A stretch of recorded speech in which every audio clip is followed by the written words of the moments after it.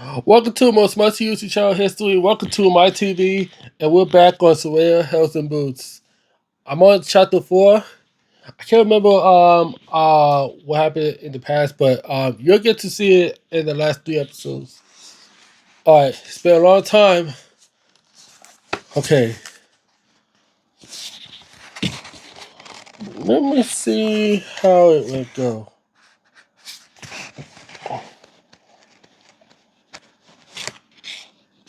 Alright. We're on chapter 4. Alright.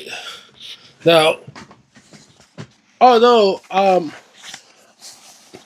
so basically first of all, first and foremost, I want to say congratulations to Saraya, who became sober for the first time ever in 7 years. And I pray that she will be back in 30 in no time. I'm very proud of you, Saraya. Alright, without further ado, we're going to get to chapter 4. Let's watch this joint. Chapter 4, Fade to Black. As a kid, did you ever have something so awful happen to you that you still work hard to not think about it? To try to forget it? To force it the fuck out of your brain? I wonder, sometimes if those early experiences shaped me in ways I didn't fully realize at the time. And shit, to be honest, I still don't fully understand their impact now. Zach was there too, and we'll never discuss what happened, not for nearly a quarter century. We were both really fucked up at the experience, which is a warning to you, reader. It this sounds like something you know too well. If this sounds familiar in any way that makes the hair on the back of your neck stand up and your hands start to sweat, I'm so sorry that was your experience too. This is your out. Take it. All I remember for a long time was the smell. Like unwashed arse, unchanged underwear, someone who did wipe themselves well after using the toilet, and who almost never showered. That smell is embedded in my brain. Plus, the image of 30 bitten down fingernails grinding beneath the wall bleeding edges and all around the cuticles. The unwashed arse smells seemingly to seep from those hands. I had to shake myself at just writing those words and messing with me that much. Ugh. It started when I was about 6 and still sharing a room with Zach. Until that time, everything about my life has been wonderful. I was surrounded by love. I had animals to play with and a best friend and brother in Zach. Plus, the adoration of my parents and my older siblings, Roy, Issa, and Nikki. Nothing more for a girl to want. Bedtime was my absolute favorite part of the day. Not because I was ready and willing to settle down, never, but because Mom made those times so special. Instead of simply reading us bedtime stories, she acted out the whole thing. Goldilocks and the Three Bears. Hey, I remember that. Goldilocks and the Three Bears. The Troll Under the Bridge, Jack and the Beanstalk. I remember that too. Fee, fi, fo, fum. Her voice shook with fury as she looked for Jack, played by me and Zach, who stolen the giant's magic hand and the golden coins. I smelled the blood of the Englishman. We dived under our duvets or ducked into a closet trying to escape the giant's rage, laughing like fucking hyenas the whole time. Zach and I ran from the wardrobe to behind the bedroom door, jumped from bed to bed, following the stories, shrieking in pretend fear when she popped out as the troll, loving her dramatics. Seriously, I don't think this was the best way to settle down 6 and 7 year olds to sleep, but I adored every moment of it. Her love for us came through so strongly in those bedtime routines. The way she wanted joy and playfulness, and laughter to be our inheritance, not the trauma she experienced. That was important to our parents to try to interrupt the generational traumas that had shaped both of them. But sometimes I'm trying to get away from one reality. We don't recognize the way the fucking cycle is continuing on all over again.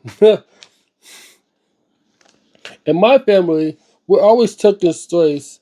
If wandering animal came in within 10 miles of our place, I'd find it in a heartbeat and bring it home. Mom and dad were the same. But with people, they just always felt like they could fix the world.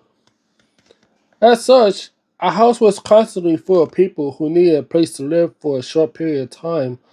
Some were Westwood trainees who my folks took under the wing, and sometimes troubled youth who found a sense of self-worth in wrestling, just as my father had.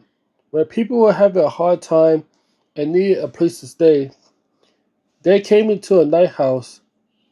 My parents always felt like they could help, like they could rescue people. Hmm. How could my parents not take them in, give them a place to stay, share a meal or two? My dad had grown up 12 kids, some of them foster children. Mom has been homeless for a time when she was younger. They didn't want to see another children suffer like they have. Man, that's sad. Man, you know, at times like this, that kind of reminds me. Like I feel like it scared me before. Like there was a girl that I met at the Taco Bell one time, and I was thinking that she was homeless. Like I don't know what just happened, but we were first day for like two different days, and I kind of feel like that she need a place called home. I wonder where she has been.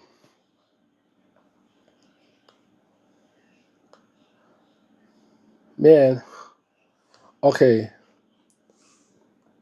okay. How come my parents not take them in, get them a place to stay, share a meal or two? My dad had grown up one of the 12 kids, some of them foster children. Oh wait, I think I read that part. Oh, there it is. That's how Todd came to live with us, though. I don't remember him actually arriving there. Mom and Dad had known his parents and taken him in when he was small, thinking they might help save this kid. His father apparently has sent to jail. Mm. Later, my parents would hear that was because he was a, a pedophile, but that was not the story they were told at the time, and his mom didn't want anything to do with Todd. He was about 12 years older than me. I was 6 when it started, so maybe he was 18. We were living in Morse Road. I remember that. Zach and I shared a room at the stage, and my bed was along the wall on one side, and Zach's was at the angle to mine. Along another wall was a window in between, so that we faced each other on a diagonal. We have a little TV with a VHS player attached to it. Oh, I don't remember VHS. And we watch movies. Sometimes horror movies, which mom would try to take out of the player. I just pop them back in. Oh my gosh. The two-part miniseries, it was Tim Curry based on Stephen King's book, I adored. The thing was, horror movies didn't scare me much. It was real life that things got really terrifying. Mm. Our parents were looking to buy the local pub at the time. Soon, we'll move in and live up above that pub. So mom wasn't around to do his bedtime make believe routine with us anymore. Busy getting things set up at the pub, working as a bartender and chef. She asked Todd to take her place, telling him about the stories on how to make them as fun as possible. I don't know if he ever tried to act out the stories as she asked, because I have only a handful of memories for that time. But those I do. But those I do. For those that do have the Technicolor, as sharp and stinging as an open wound, they start with me or with Zach. I'm not sure. One memory of a Todd sitting on my bed, supposedly tucking me in for sleep, rather than read me a story or act out a fairy tale. He introduced me or something I was not at all eager to learn about. He put out his thing and started touching himself. I didn't know what to say or do. This felt very odd. I was confused. I want you to touch it, he said, urging my hand towards his lap. It's okay, you can touch it. The whole episode felt wrong. I most definitely didn't want to touch his thing, but he was older, and we were supposed to listen to him. He was in charge when our parents were out. I looked over at Zach's bed, and he looked like maybe he was asleep. I imagined him waking up, asking, "What's happening, Rhea?" Even if he had spoken, I would have known what to say. I felt gross inside, and I didn't know what was going on or how to stop it. I thought that if I did that, what Todd asked, maybe he'd go away. So, at his urging, I touched his thing with one finger. What thing? Oh, don't tell me about the other thing. As soon as my skin touched his, though, he exploded all over me, what covered me in sticky mess and toilet flipped me. Yeah! What? Dude! He tried to wipe it away, but just managed to smell all my pajamas, my sheets, and my Disney duvet. From that day on, my bed became stained with his smell. I couldn't get the stench out of him to leave. Oh, good heavens. Yo, this guy. Mm. The next night, the routine was much the same, except this time he was sitting by Zach's bed, touching himself, urging Zach to participate as I watched him under the covers. Wishing I was asleep. Zach and I said nothing to each other about what was happening. Oh, please, no, don't. Uh, in time, Todd was no longer just sitting on our beds, but actually in our beds. I'm not 100% sure what he was doing with Zach, but he was touching me down there and making me feel sick. I didn't know how to get him to stop. You gotta tell him to stop, man. Stop. Stop. Please. Let's get out of here. Man, Zach and I didn't want to talk about what's going on, and we certainly didn't tell our parents. If I'm dead honest, there was part of me though people wouldn't believe us. Mom haven't been believed when she was molested by her stepfather. You wouldn't think that knowing that I could be sure that she'd believe us, but I wasn't. And another part of me just felt sick that it just happened. I didn't want to tell anyone. I didn't want to be real. Like, listen, if you feel gross about it, just tell them. Just be honest. Don't hide the truth. Just tell your parents. Tell them exactly what happened. Tell them just do not be afraid. And they'll fix the problem. Man, should have done that a long time ago. The worst part, and I only got just begun to come on terms with this, was when Todd would initially come to my bed at night, and Zach intervened. Hey Todd, come over here. He pulled back the side of his blanket and made space for him. I knew then, but didn't really understand until recently, in a way that now breaks my heart, that my brother was trying to take the abuse from me, to save me from this monster who was robbing us both of our childhoods.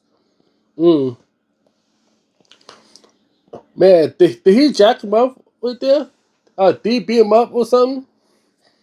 Soon, our family moved into an apartment above the pub, and I hoped that maybe with the change of places, the shit with Todd would stop, but it didn't.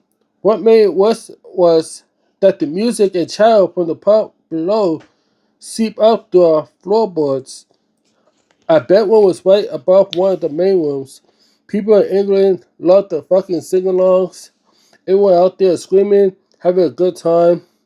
It sounds like the voices jumping out to us, making me feel like even more alone and vulnerable.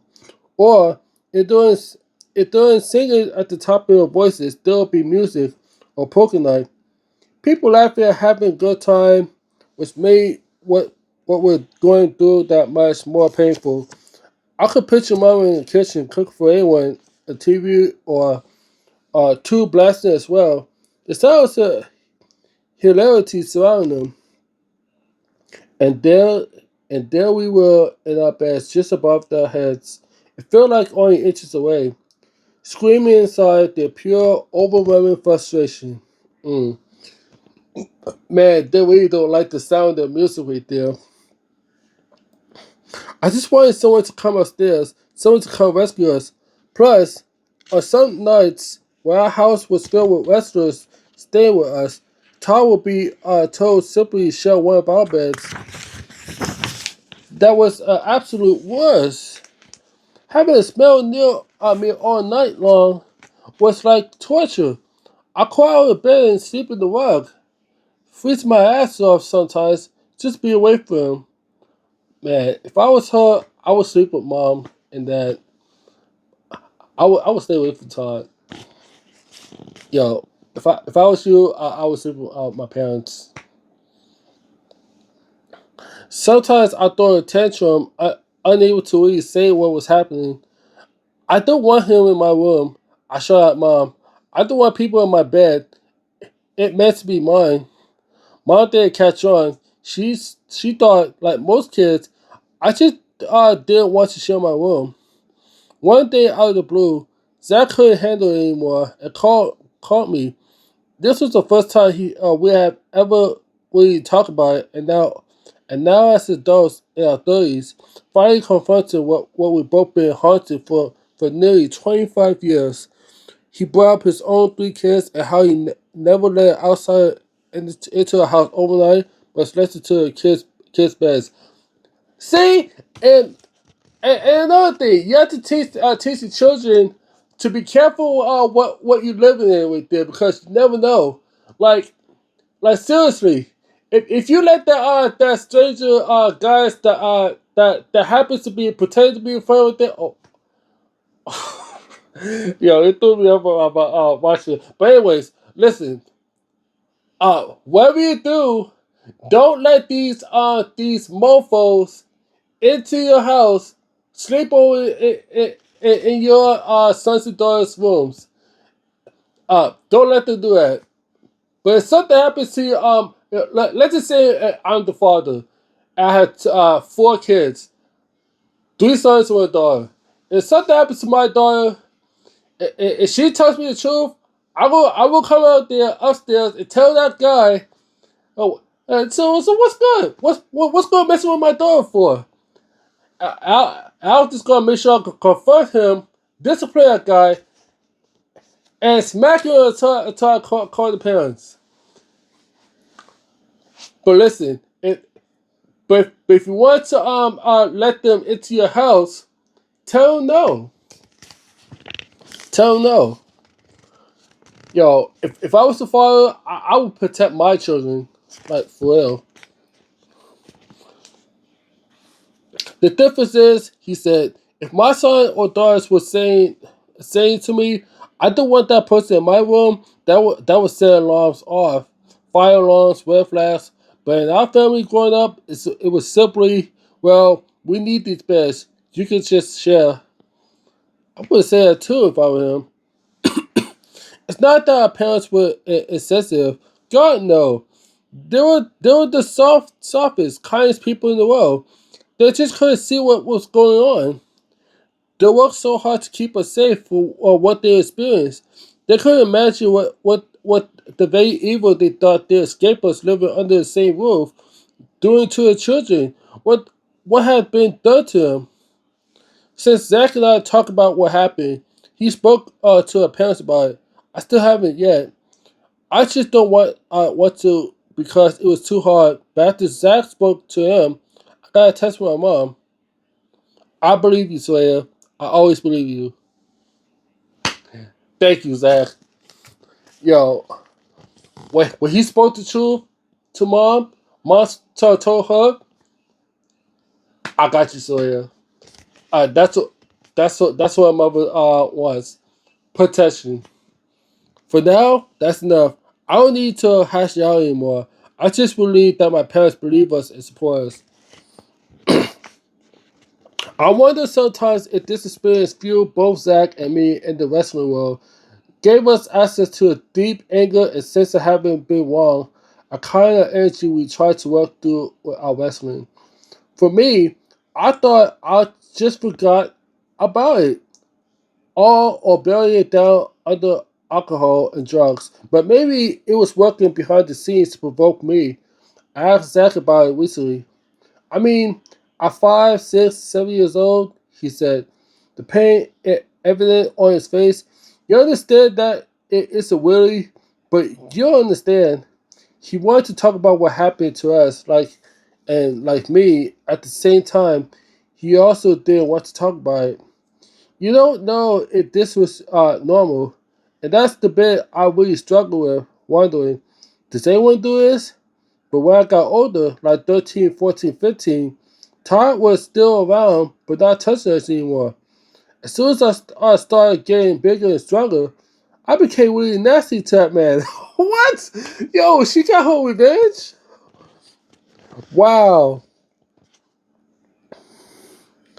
I hate him. And even later after he left, remember where? He would turn up and shout us with gifts, try to buy us stuff, and I'll be like, I don't fucking want that. Just leave us alone. Oh snap! Yo, she stepped up. One of the worries Zach carried was that once he realized that what happened, Todd has done to us was wrong, he didn't want to admit that it was happening. After that, both our parents has been abused. Our older brother and sister has been abused. He didn't want Todd to think it was a trend that we want this to happen to fit in with our family. You know, sometimes I can wake up dreaming about this, or that smell can take me back to being that vulnerable little boy. His face cleared for a moment. I could see his jaw twist with tension. I dreaded to think what I might do to this man if I ever saw him again. Beat him up. We cried together. Both of us fully grown now, with him with a family of his own, and yet both of us still scarred for what we had tried to tell ourselves at the time was not a big deal. What breaks my heart, he said after blowing his nose, is that the motherfucker managed to get his hands on you? That's what hurts the most. Mm. And for me, what wounded me the most were those times Zach took the abuse so I could be spared. He later ended up having a nervous breakdown and needs to be hospitalized for a while. My God. Sure, mental illness was in the family, and we didn't exactly the most balanced of life. But what damage had caused, did his efforts to save me harm him more? And the non-horror movies we used to watch, two of them scared the bejesus out of me, and the only now I can see why. The Nutty Professor was with Eddie Murphy. The main character has a dream of kissing a girl on the beach, and she gets sucked into the sand. He's a big guy. He suffocates her because he's on top of her. That's exactly what Todd felt like. Watching that scene would make me sick with terror. Mm, damn. And then it sounds crazy, I know. I was terrified at the opening scene, and look who's talking. When the sperm was going into an egg, I used to scream. I didn't want to have a tadpole in my tummy. I was paralyzed with panic. Mom would quiet me down and tell me that what happened. There wouldn't be any tadpoles in my tummy. Those were the films that haunt me. Even as Mom kept trying to keep me from watching supposedly genuine horror films, she had no way to know that I could watch the scary clown for it, no problem. That movie had nothing on these ones that scared the living shit out of me. Damn. Yo, I feel bad for them. And the only thing that I want to be part of this this situation like that happened before a high school era. It messed up.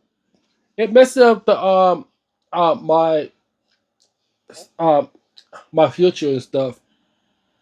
And just be fair. Just be fair, cause we need to protect ourselves, the families, uh, our young ones. Like, well, we can't let the guys try to take advantage and try to do whatever they did in this book. What they used to do this way here. Like, this tells me the story. Like, I kind of feel like they're holding the grudge for like 25 years. By the time they grew up and stuff, man, they felt the pain. They felt it, and damn. And you know what? If I was a father, and if my sons and daughters tells me what's going on, I will confront them. Like, I will confront the person who wronged my son and daughter. It, I will confront them one on one, and I will tell them, is this what you're doing, or someone influenced you to do this? Like, I was gonna try to straighten him out, and not because of stuff, but it's to protect the ones that means you most. Like, I get it. Like, yo, I don't want to talk about that much, but because what happens, but it still holds the grudge. Like, uh, and I kind of feel like that you can't bury the hatchet. Like, it happens like at any time. Like, for instance, if we just wanted to try to look forward to a future, like become professional wrestler like this, cause if it still affects your mind, then man, we can't even solve the problems ourselves. Not even, I can't even solve the problems too. Like, it's ridiculous. I kind of feel like whatever they're watching in movies and happens in real life and stuff. If that movie's yo, I'm gonna say it straight up. If that movie's influence that person's doing, they're gonna sue the movie. And I'm just saying that I'm not saying it was the movie's director's fault for making them do what they do at the young. Like, but at the end of the day, whoever influenced that person who do this kind of stuff could blame that person. Matter of fact, the parents should be ashamed of themselves for letting their son happening. Like, you gotta do something about, yo, this chapter is very painful, and and on top of that, when they move in, like the house, like a pub right there, I feel like they're playing music downstairs, but it's getting too noisy, so they blast the TV outside as loud as they could, try to sell it in and stuff. Like, man, but that book tells the story. But anyways, I hope you guys enjoy this chapter, and most of the part that I'm not very proud of stuff. And now damn, you know what? Thank you guys all for watching right now. If you know what here, be sure to leave a like, and also we always love Saraya. Saraya is the reason why professional wrestling is runs for the family, and she's fine with her family. I'm willing to fight for my family. So, anyways, guys, we'll catch you guys soon in the next one.